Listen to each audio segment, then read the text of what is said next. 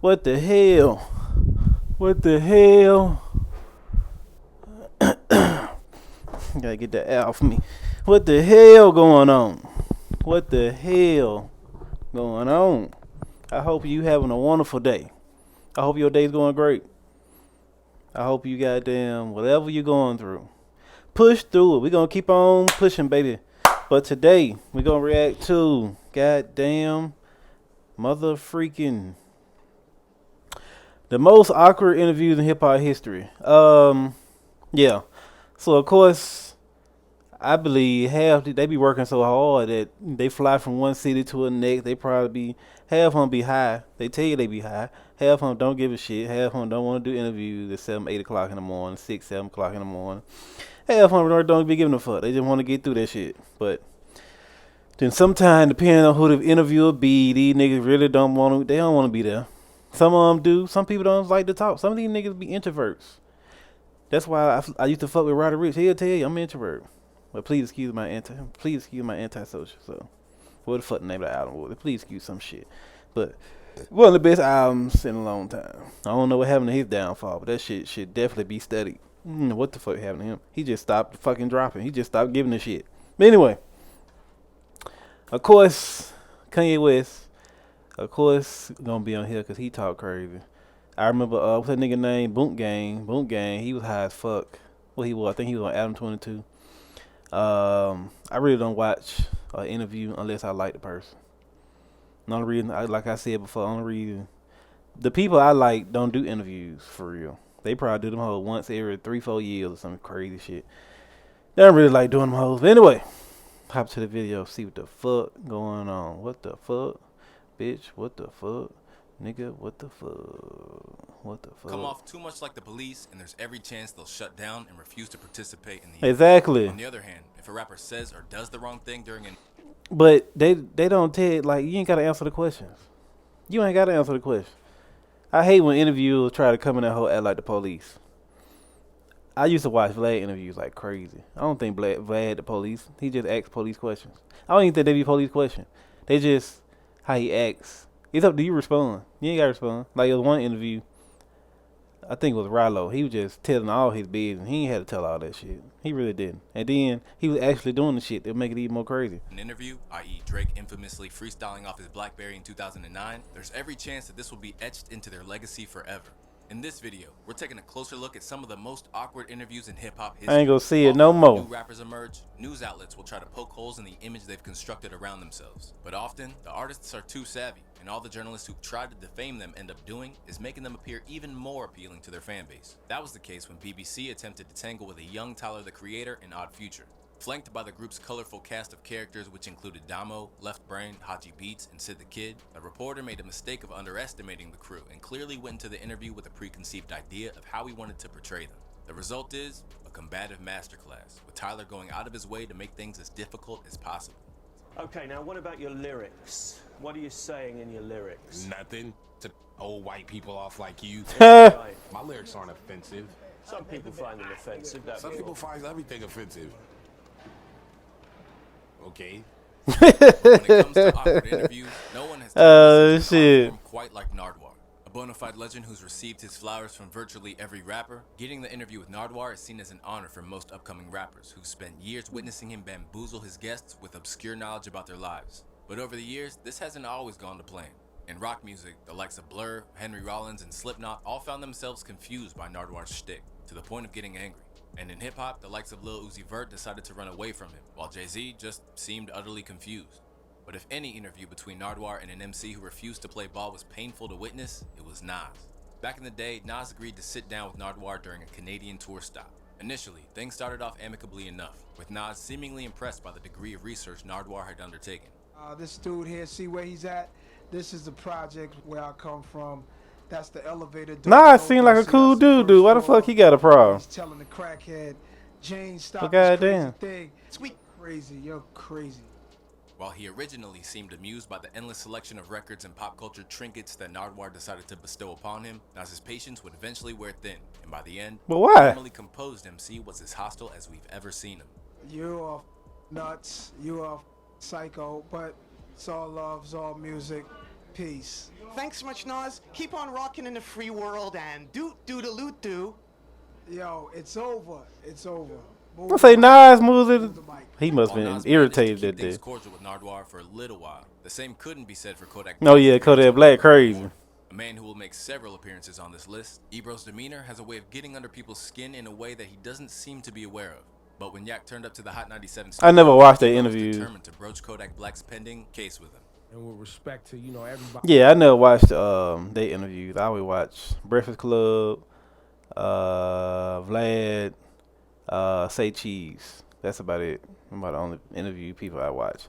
I think Charles and White is the only person that got me outside of watching them. He got me watching like other people that I normally wouldn't watch. Well, it's only for him though, so I don't even watch him. I ain't even finna sit here and lie like that. I don't even know. I don't watch that shit. Everybody involved in that case, we can't get into details today. But, we take assault here serious. But he definitely was on some Fed Back shit. So we can have a deeper conversation about that because, this is a serious topic. I don't think he knew he was on some Fed After some shit. haphazard attempts from Peter Rosenberg to guide the conversation back to neutral ground with a bizarre comment about the moon landing, it wasn't long before Kodak's annoyance boiled over. You seem upset that I brought it up. I feel like sometimes when we going through y'all be entertained by bull. They know it'll get the clicks. That's what's gonna get the clicks. We don't have to talk about nothing else. We could be done right here. All right, I'm gone. After the fact, Ebro received a mixture of praise and backlash from the culture, and in a subsequent radio appearance, he made it clear that this wasn't his intention. I did not want it to go that way. I'm not happy with the way that it went. He should have just asked some more questions. I feel bad that it went that way. He had to bring the shit up. You know he wasn't gonna talk about it. Balance the conversation with an individual who has a crazy past, dealing with some very real things. It's very strange right now, Ebro said. It makes nobody happy.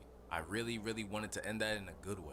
Where this incident stemmed from Kodak not wanting to delve into his personal life, this next awkward encounter involving Ebro was one in which the generational gap between him and the current crop of hip-hop artists was all too apparent. During Lil Uzi Vert's meteoric rise to fame, he stopped in at Hot 97, and almost instantly, he was met with a dismissive attitude from Ebro. From the outset, he seemed intent on painting Uzi as just another mumble rapper. And as we know, Uzi was definitely not a mumble rapper at all. Uzi made what could have been a painful experience into one where he made predictions that, in hindsight, simply exposed Ebro's lack of understanding of what Uzi was trying to accomplish. Everybody's grown, bro. I mean, are they? Everybody's Yeah. grown. He fell off at the end. Put another beat on. Nah, because all I got is old man beats and you're not built for Hey, that. listen, it's gonna be a lot of young guys coming up here and they ain't gonna want to rap on that. I'm trying to tell you, it's changing. Yo, look, I hope they change. But as I've seen with all you little young that think you nice, Yeah. y'all get to like 27, 28, and y'all get to struggling, and y'all be trying to come back I'ma tell and you find what, that sound. I ain't gonna struggle, bro. And guess what? He didn't struggle. It's gonna be totally different too. I'm gonna be all the way a rock Actually, star let me by ask then. you, History's proven Uzi to be right. I'm telling you, he was Decisions right. stay the course paying dividends for years to come. But while his appearance on Hot 97 emboldened him, there are other cases in which a chaotic interview can set the course for a massive change in an artist's life. Here we have Boonk Gang's disastrous appearance on No Jumper. An incident which Adam 22 has categorized as the worst interview in No Jumper history, Boonk appeared notably intoxicated from the start. And although there is an argument to be made that Adam should have never put him in front of the camera in the first place, he did appear to try to wind things up as soon as he could, particularly as Boonk began to repeat himself. Bullgate is right now. I've been up for the past 3 weeks. Bro, that nigga there. Do an interview when you're sober. Yeah, that nigga there. I guess once that money started coming in, that nigga he had a wild goddamn. He was wild. I guess he found God or whoever he found. He found somebody, but goddamn, that nigga that was wild as fuck. He was doing some crazy shit. That nigga really running off of people's shit. It's crazy. You better be glad that they get shot. Nah, you don't want to do an interview when I'm sober. I mean, I had the hiccups from it like this. The hiccups are not the biggest problem, but Yeah. okay. Boonk Gang, everybody, thank you very much. Appreciate you. Since then, Boonk, now named John Gabbana, has turned his life around. But while Boonk Gang all but left music without leaving a mark on the industry, two men that have are Childish Gambino and Chief Keef. Both exploding into the scene in the early 2010s, ATL's Donald Glover has become a pioneer in nearly every avenue, while Glow Gang's Chief Keef was instrumental to the foundation of drill as we know it. But as it became clear when Noisy aligned the two for a one-on-one interview, it became obvious that despite their significant contributions to the game, they lacked natural chemistry when brought together. Of course they gonna lack that Crimson. That guy. Oh shit, that's your chemistry. What the fuck? I be tongue twist. I see that shit now. I be trying to say shit. I be thinking wave. My mind just be racing. Of course they gonna like him. They were two totally different type niggas. Totally different type niggas. You can tell by how they sitting. Them are two totally different type niggas. To make it work, with Keith clearly irritated by the conversation, making it known that he would rather not have to endure it, while Donald struggled to find something to say. You don't like talking that much. You said you're not a big talker. I feel that. You're 17. You're about to turn 18. Yeah. I didn't really like to talk that much when I was 18. I just kind of like drew a lot of stuff. Do you draw? Well, you got a lot of tattoos. Yeah, you ain't got no tat? I might get one that just says what I'm allergic to or something like that. I heard you like belts. You can tell by how these niggas sit different. More excruciating when the conversation turned to music, with Donald misquoting Chief Keef's breakout hit in possibly the worst way conceivable. I spoke to people. That line, like a fart, that's that I don't like. What? Is that not on there? Yeah, no. What's the first part?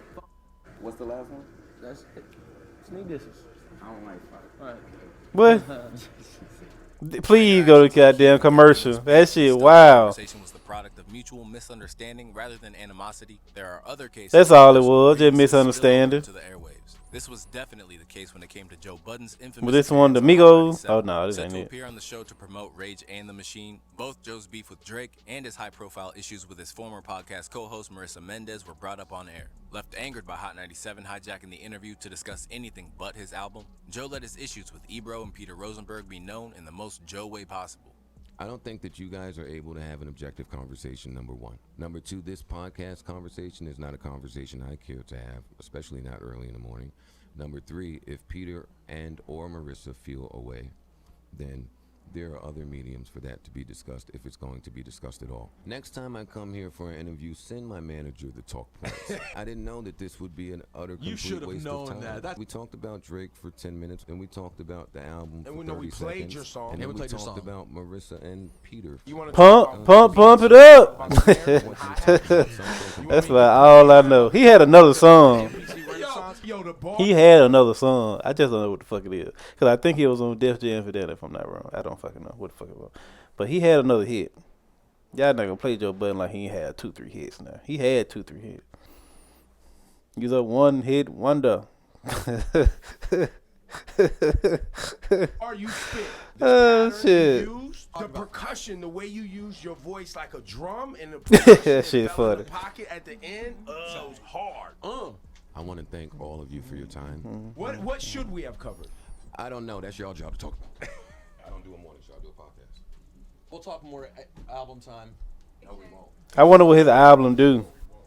Joe was on the receiving end of a grilling that he neither signed up for nor wanted, but that doesn't mean that he necessarily had any empathy for others when he played. You're a one-hit wonder. Here we have Joey jump off the infamous Everyday Struggle showdown with Lil Yachty. Appearing on the headline-making Complex show was always a calculated gamble, and appearances from Vic Mensa and a near-physical altercation with me, I remember that. Compelling viewing. But they all pale in comparison to what happened when the rapper that was then He Quality was- Control's newest star appeared. He was fucking dissing Lil Yachty. Saying that man wasn't going to be nothing. That's crazy. And look at him now. Especially last year. I used to listen to Lil Yachty, but last year I really started listening to a little more. Just a little more. I like his music. It's cool, but it ain't for me. That's all I can say. It ain't for me. I listen to it. It ain't for me, though. Here and there. Over the course of the interview, Budden seemed incredibly frustrated by what he saw as Yachty's naivety and ignorance. I don't care about the business part. I care about how Yachty feels. You're giving me every day because life is moving in such a positive way. I can't get slowed down. Nobody is one thing forever. You cannot tell me in the music business you are happy 24/7. That is a lie. That is bull. And I refuse to have somebody tell me bull. I want to have an honest conversation. So when you come from a college dorm room with no money and you ain't getting no play with no girls, you have no car, and you come to having 3-4 cars, you got millions of dollars, $500,000 on your body just to wear. How can you be upset? You I think can't. that's where your values lie. That's why. Is that sounding old guy mad still? It sounds like you know you up me trying to bring it back. I ain't gonna What you said? Let me If this wasn't bad enough, things continued to intensify to the point that Joe was basically playing the role of a scolding parent while Yachty took it in stride. Tell me what you want from hip-hop. You don't think that's a question you should answer at some point? Or are you leaving all of this to QC to figure out? Nah, I mean, I'm making music, bro. I'm just having fun. They don't want to see niggas having fun. like you very aware with what's going on, and you one of the hottest on earth. But what do you want me to say? I want you to be aware of your business. I want you to know whether you're in a 360 or not. I want you to appreciate the culture that changed your life and took you from college dorm rooms eating oodles and noodles. I want you who's well-spoken and articulates himself well. Chill. The story which refused to subside. Oh, shit. Words resulted in a diss on QC's Ice Tray from Yachty and Quavo. Since then, the two have squashed the beef. In a similar vein, our next entry. You don't have the answers, Sway. Rapper turned media personality. You don't have the answers. Debate. Back in 2013, Kanye was an Told that man he didn't have the answers, and by 10 years later, 15 maybe somewhere around that man had all the answers. That shit's crazy. It's crazy how life works. explosive form when it came to generating carnage wherever he went. A time where the man who'd become Ye was gradually becoming more and more outspoken. Things came to a head when he appeared on Sway in the Morning to promote his forthcoming album, Yeezus. Who's gonna be the Medici family and stand up and let me create more?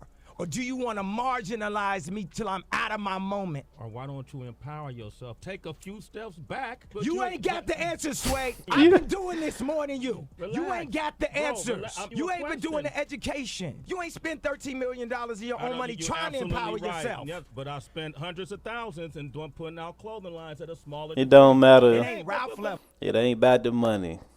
It's about goddamn know what the hell you talking about. Just because you spend $13 million don't justify you know what you talking about. Just because you spent 13, he spent 100,000 and know what he knew what the fuck he was talking about. There's a difference. When you spend 13 million, you ain't really trying to hear what nobody's trying to say. When you spend 100,000, you trying to get to 13 million. That shit. That's just how it works. I think that's how it works. I don't fucking know. I'm just talking. What's the name of your clothing line? We don't know. Why is it that you can't? Money, I just told you I lost the money because I did not have the knowledge. Okay, of exactly. Money. You ain't got to turn up, man. This ain't no show, man. I'm talking to you as a homie. You ain't got to turn up on me, man to man, dog.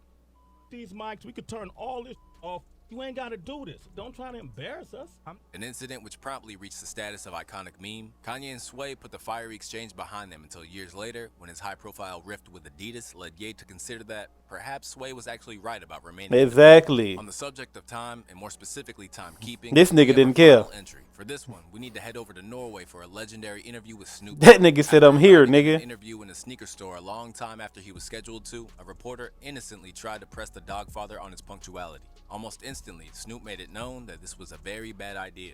You're 5 hours late here, and Man, shut the up. yeah, I was just wondering why you were so late, and I saw you were twittering about you being stopped at the border. I was late because I went to go get some chicken wings. That's why I was late. Because I wanted to go see Norway up close and personal and visit the old folks home. I went to a convalescent home. That's why I was late. Now is the partying changing? I don't party. Get this I told that. Yeah, I do remember that. That man tried to press him in an innocent way. Hey, he showed up. Well, at the same time, niggas was waiting. That's niggas' money and all that. You know, all that other stuff. So, I mean, I get where he was coming from. But hey, he there now. You still there. So, you better make your money while you can. My shit is fucked up. Let's get this shit right. Damn. Fuck, my shit look like that. Get right. Shit. But yeah. Half the time them niggas be introverts for real. They be introvert in real life. They be just chilling. They be want to talk. They be want to make music, go home, and make this money. That's it, and go the fuck home. Half of them be want to talk. So, hey, it is what it is sometimes. Just gotta accept that shit. Some people don't want to accept. They want them to be. Everybody ain't fucking loud and outspoken and all that good shit, all that other shit. Everybody different, but hey, it is what it is. What you niggas like. But like the video, like, comment, subscribe, share. Peace.